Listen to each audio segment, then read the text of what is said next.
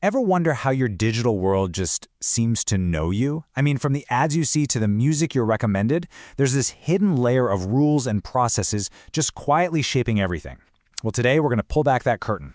We're diving into data governance, the unseen force that's trying to bring some order to the chaos of our digital lives.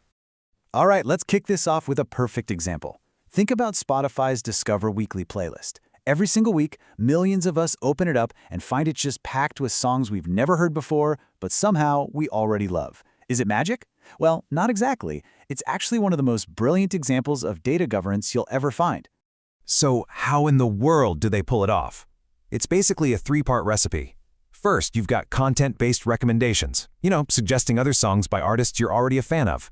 Easy enough. Then it gets smarter with collaborative filtering.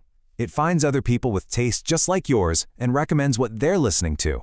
And finally, there's similarity matching, where the algorithms literally analyze the audio itself to find songs that just sound like your vibe. But here's the thing, the secret ingredient isn't any of that. It's trustworthy data. See, from day one, Spotify had to track every single play, super meticulously, just to pay the artists correctly. And that foundation of reliable, well-governed data, that's what accidentally unlocked all this recommendation magic. And the results were just staggering. Within a single year of launching Discover Weekly, users streamed nearly 5 billion tracks from it. That's 5 billion moments of, whoa, I love the song, all powered by data that was organized, managed, and trusted from the very beginning. It just goes to show you, good governance isn't just about playing defense. It's a launch pad for some incredible innovation. But, for every awesome success story like Spotify, there's a much bigger, much more chaotic reality out there. The same data that powers these amazing experiences, it's being created at a pace that is almost impossible to wrap your head around. And that data explosion, well, it creates a massive set of problems. I mean, just look at this chart. It tells the whole story. This isn't just an upward slope, it's a rocket ship. The amount of data we're all creating is growing exponentially, which means the rate of growth itself is getting faster and faster every single year. And to put a number on that crazy curve, analysts are predicting that by 2025, the world will be generating 175 zettabytes of data every year. Now, a zettabyte is a trillion gigabytes. It's a number so big it's basically meaningless to us, but it tells us one thing really, really clearly. We are drowning in data. And the problem isn't just the sheer volume either. It's about control. A study from the Harvard Business Review found that more than 70% of employees have access to data they shouldn't. Just let that sink in for a second. Inside most companies, this giant ocean of data is pretty much unguarded, making the risk of leaks, misuse, or just simple human error absolutely enormous. So, how do we fix this? How do we possibly bring order to all this digital chaos? Well, this is where data governance comes into the picture. It's the formal framework, the rule book, really, that's designed to manage and protect all of a company's data.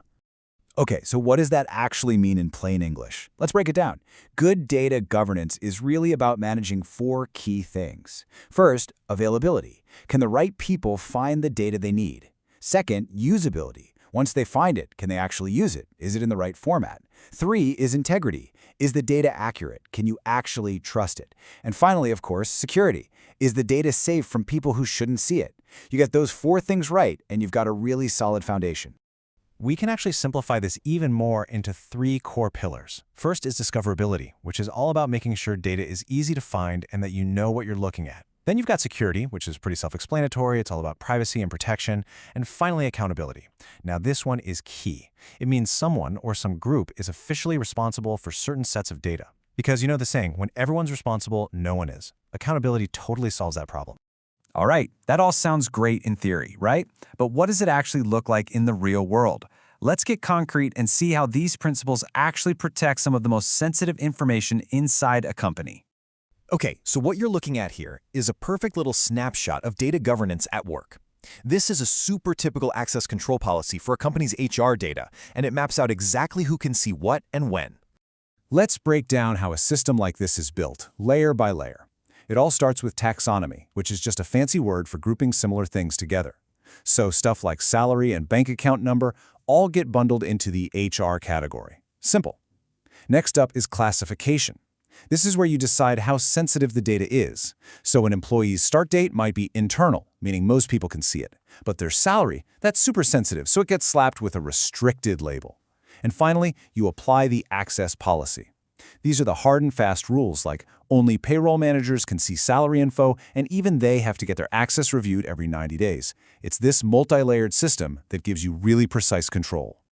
Okay, so that's a lot of internal rules and policies. But why should any of this matter to you?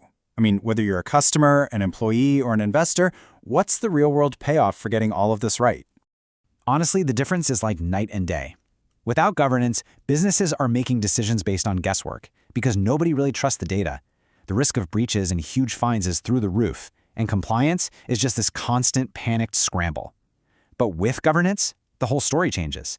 Decisions become data-driven and confident. Risk is minimized, which builds trust with customers, and compliance becomes this proactive, organized process instead of a total fire drill.